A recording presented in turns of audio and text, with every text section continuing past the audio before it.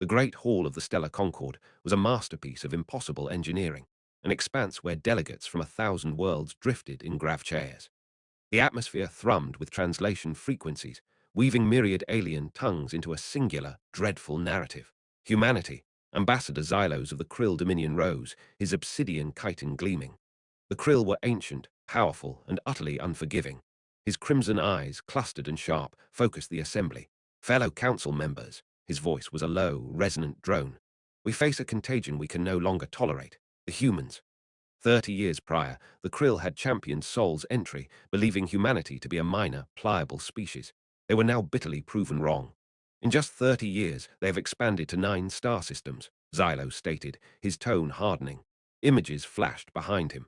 Sleek human warp ships, new colonies on desirable worlds, and highly favorable trade pacts with marginalized species. Their growth rate is unprecedented. Their technological progress is a quantum leap every cycle. And their envoy, Ambassador Ilara Vance, has been dangerously effective at cultivating alliances with our less powerful members. The humans are dismantling the equilibrium we have maintained for millennia, Xylos declared. They challenge our resource protocols. They disseminate their volatile, antiquated concepts of autonomy and inherent parity. This must cease.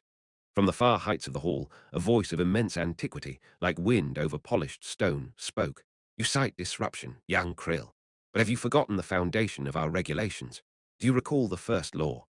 All eyes turned to Elder Advisor Maras of the Lumina Collective, a purely luminous, blue-white energy form.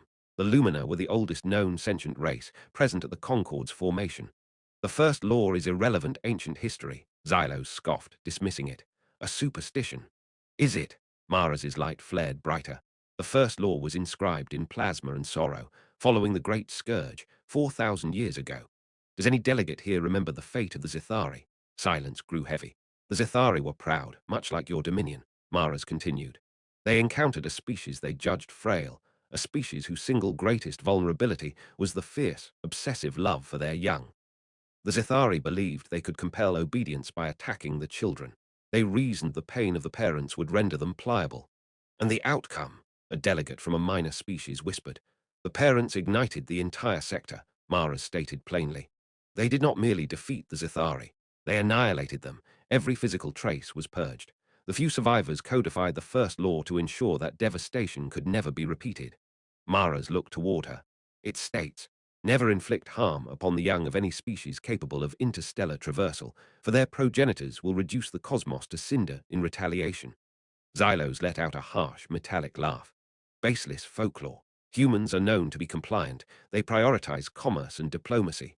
The Telvar was their designation, Maras murmured. They too were dismissed as compliant until their children became a target. Xylos ignored him. Addressing the Concord, he presented his strategy. The humans have 12 civilian transports en route to the Vela 48 system. They carry settler families, including children. We will intercept them. We will issue our terms. When the humans recognize our intent is absolute, they will accept limits on their rampant expansion. I propose to avert a cosmic war, Xylos countered. It is better to act preemptively while they are merely strong. The debate was acrimonious. Many powerful delegations backed the Krill. Elder Maras pleaded repeatedly, but his warnings were dismissed as myth. The final vote, 847 votes in favor, 156 votes against. The motion passed. The Krill Dominion is authorized to intercept the human civilian fleet at Vela 48, announced the council moderator. In the distant Vela system, Captain Rylan Kale was running diagnostics aboard the UES Integrity. His wife, Lena, and their 12-year-old daughter, Zara, were aboard. Sir, we have contacts on long-range telemetry, reported Lieutenant Jax. Multiple energy signatures closing rapidly, 15 vessels. Rylan moved to the display. A cluster of red hostile contacts, Krill battle-class ships, hurtled toward them. He hailed the lead warship. The screen showed Admiral Crash, whose eyes burned with cruel arrogance. Human fleet, disengage all drives and prepare for immediate detainment, Crash commanded. This is Captain Kale of the Integrity. We are a non-military, civilian settlement fleet, Rylan responded. Your very existence violates our stability, Crash replied. The Stellar Concord has decreed that you accept absolute limitations. Your species is restricted to your originating sector. Rylan felt cold indignation. I cannot comply. These are pioneer families. We will proceed. Crash's crimson eyes glowed with satisfaction. Then you shall absorb the consequences. The screen went black. Krill vessels immediately charged their primary armaments. Red alert! Deploy all evasion protocols, Rylan shouted, but the slow civilian transports were no match. The first volley struck the UES Pathfinder, a sister ship. Focused energy beams ripped through the hull. They are targeting the residential sections, Jax reported, his voice high with panic. The life support zones, they're deliberately striking the areas where the children are quartered. Rylan grabbed the fleet comm. All ships, redirect all available power to shield the family decks. Get the young into the emergency refuge bays. It was a surgical attack. The Krill, having accessed human schematics, knew precisely where the nurseries and schoolrooms were. Their weapons punched clean through the decks and into the soft, unarmored hearts of the colony ships. On the Pathfinder, Ryland's wife, Lena, raced toward the residential block. Zara, their daughter, had been in the observatory dome. Lena found the dome section breached. The impact had been too severe. Zara Kale's small, lifeless body was suspended in the void just beyond the shattered viewport. Lena collapsed, screaming silently against the cold glass. Rylan Kale watched the sensor readout of his daughter's life sign drop to 0. His voice, when he finally spoke into the comms, was calm, utterly drained of emotion. All surviving ships with functional warp drives. Initiate immediate full retreat. We will salvage who we can. The Krill allowed them to flee. Admiral Crash sent one final, chilling communication. Never forget this day, humans. This is the consequence of not deferring to your betters. The final tally was horrific. 1,847 dead, including 623 children. On Earth, President Amara Zyro stood before the planetary media. Her features were rigid, her eyes holding a cold, lethal flame. The Stellar Concord made a choice, she said, her voice a low, hard vibration. They chose to target our posterity. They assume this will generate weakness and submission. She paused. They are fundamentally mistaken. As of this immediate moment, she announced, all human colonies are being dismantled. Every human child is being transferred to secure, non-warp capable locations. All human defense forces are being placed on total war mobilization. Every functional ship was reconfigured for combat. Civilian manufacturing shifted entirely to ordnance, armor plating, and experimental drive systems. The human emotion, volatile and intense, was compressed into a singular, devastating purpose, an immutable guarantee. In clandestine R&D labs, Dr. Aris Thorne, head of advanced theoretical physics, worked without sleep. I am creating the means to teach the cosmos why humanity protects its young. Within weeks, Krill trading vessels vanished. Outposts went offline. Eldamaras, watching the deluge of data, sent urgent transmissions. They have awakened the curse of the child slayer. Prepare for the conflagration. 3 months after the attack, garrisons across Krill space suddenly went silent. Inspection teams found them deserted, with no distress signals.